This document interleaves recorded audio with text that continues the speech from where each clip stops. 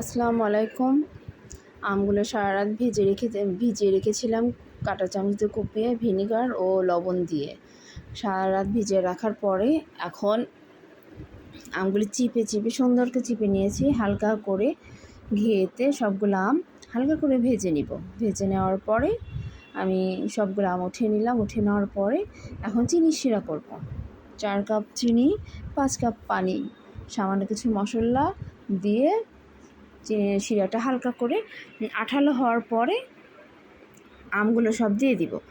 দিয়ে একটু জাল করব। জাল করতে করতে একটু পরে আমি শুকনো মরিচের টালা গুঁড়া, 12 মশলা গুঁড়া আর ধনিয়া গুঁড়া, জিরা গুঁড়া আর ভিনিগার দিয়ে দিব। দিয়ে আরেকটু কিছুক্ষণ জাল দেব। জাল দেওয়ার পরে ঘরটা যখন বেশি কমে আসবে তখন আমি নামিয়ে নিব। এই তো হয়ে গেল আমার টক ঝাল মিষ্টি মোরব্বা।